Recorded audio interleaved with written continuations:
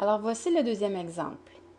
Là, avant de commencer, la chose qu'il faut savoir que je ne pouvais vous expliquer au début, en fait, quand j'ai dessiné à la main avec une feuille blanche ou quand j'ai dessiné la portion d'axe manquante, c'est que quand je viens, par exemple, dessiner une droite, puis je veux venir m'accrocher de façon coïncidente, vous avez vu le symbole de coïncidence, vous voyez, ça se met à bouger. Ça reste pas fixe comme, par exemple, là, je vais le faire entre deux droites que j'ai ajoutées qui étaient à part. Là, je vais les bouger. Là, eux, ils vont tenir. Mais malheureusement, quand on le fait avec un élément qui a été généré de façon automatique, quand on a inséré notre vue de face, par exemple, les coïncidences ne fonctionnent pas, tout bouge et ça devient l'enfer. Ça, je vous le dis tout de suite. Donc là, j'ai ma vue. Je vais dans mes propriétés. Je fais apparaître mes vues, mes lignes d'axe et j'enlève mes congés d'arrêt comme d'habitude. Et voilà, un beau cadeau. Ici, en fait, je vais aller vous présenter la vraie pièce. Ça va être plus facile à comprendre. C'est que, bon, cette pièce-là, qui a été générée par nervure, dont on avait le profil en C, puis on a la géométrie centrale, en fait, la forme, l'axe central que la pièce a suivi. Ceci dit, là, ce qu'il faut faire, c'est qu'il faut venir reproduire, je change ici, bon. Il faut venir reproduire l'axe central de la géométrie de la pièce. Alors, je voulais juste revenir sur quelque chose ici. Notre rayon de 50, ok, on a mis les différentes dimensions. Puis par exemple, si je m'en vais dans mon schéma, je m'en vais dans mon esquisse, je modifie ça à 55. Je ressors, je m'en vais dans mon dessin, je fais une mise à jour de mon calque. Et vous voyez, la dimension de 55 a suivi. Et la cotation, tout a suivi l'axe aussi. Oups, on s'en va au calque 2. Bon, maintenant, la joie. On va dessiner, je vais prendre une droite, ou je vais débuter plutôt dans mon cas, là, parce que je connais un petit peu la pièce. Je vais commencer par l'arc de cercle, la pente. On va le dessiner de façon approximative. Excusez. Puis ensuite, on va venir le coter. On va venir mettre ce qu'on peut, en fait, les tolérances, là, pour que ce soit fixé. Alors, par exemple, je vais prendre l'arc 3 points, pas l'arc, centre rayon. Puis, je vais venir, comme tout à l'heure, venir trouver le centre de mon arc. Parce qu'en fait, tous ces trois arcs-là ont le même centre. Ils sont tous concentriques. Alors, je clique ici pour le centre.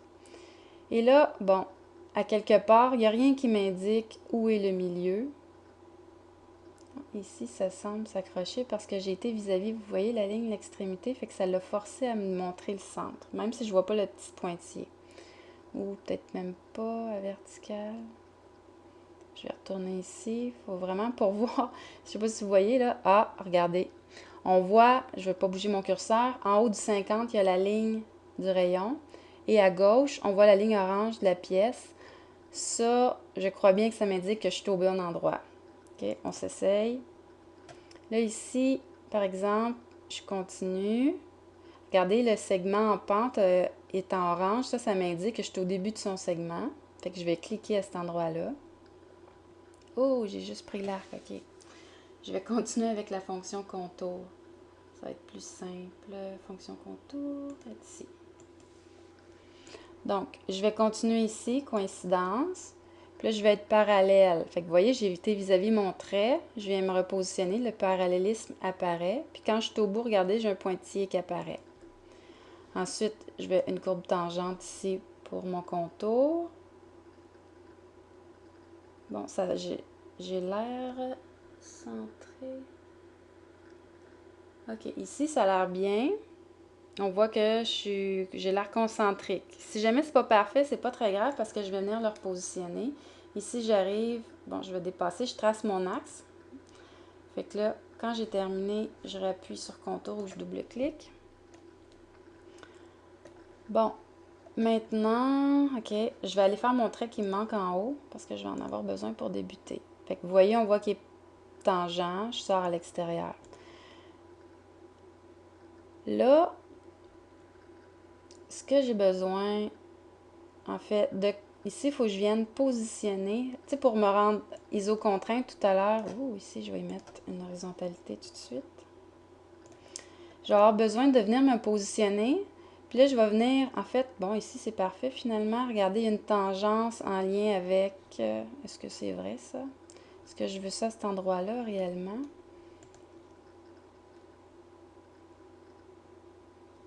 Normalement, du centre du cercle au début, je devrais avoir 50. On va aller le mesurer. Du centre du cercle à mon axe, regardez, je viens m'accrocher à l'origine qui apparaît. Ok, j'ai mon 50. Mais normalement, si ça avait été un petit peu plus long, peut-être que ma tangence ici aurait nui. En fait, même, je vais l'enlever parce que si, par exemple, je changeais la longueur, puis ce serait plus 50, le bout droit initial. Je peux juste enlever la tangence? J'ai pas d'arbre pour pouvoir venir enlever la tangence. J'ai peur.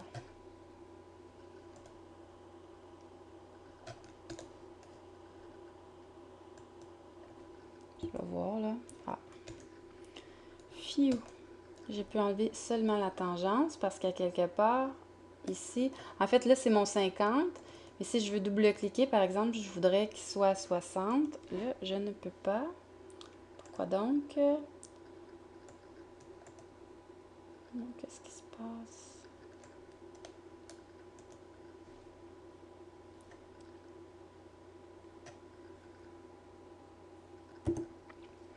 Bon, je viens de remarquer que ici, il y avait une concentricité. C'est pas évident que quand vous allez dessiner, cette concentricité-là va toujours apparaître. Là, on l'a gardé, fait que c'est pour ça qu'il ne bouge pas. En fait, le centre ne bouge pas, puis mon 50, il ne bougera pas non plus. Alors, mais ici, regardez, ça bouge au niveau du rayon. Pourquoi? Parce qu'ici, je vais venir forcer, par exemple, une tangence qui est absente présentement. Mais je vais quand même venir positionner mon centre de cercle.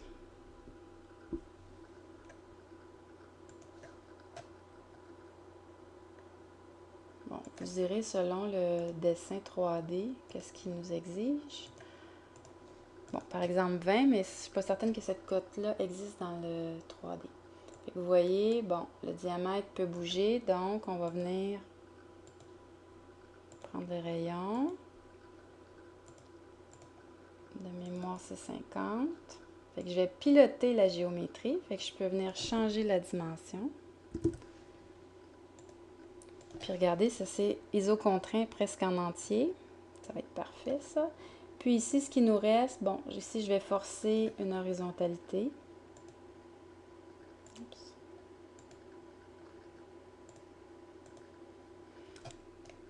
Et tout est devenu vert. Tout ce qui va me rester à faire maintenant, c'est de le transformer en ligne d'axe et de finir la cotation de mon dessin. C'est principalement, en tout cas pour le but des exercices que vous avez à faire ou l'examen final, c'est ce genre d'application-là que vous aurez à faire lorsque vous aurez à dessiner à la main. Fait que vous allez voir, ça va être de la pratique. Je vous conseille de faire les exercices que je vous soumets pour vraiment comprendre ce qui se passe. Puis vous allez voir aussi, c'est ça qu'on ne peut pas venir mettre de contraintes, comme je vous disais au début, avec la pièce existante. Ça nuit un petit peu, c'est un petit peu fatigant, mais on arrive quand même à le faire en venant se contraindre avec les axes des origines. Alors voilà, c'est tout pour dessiner à la main.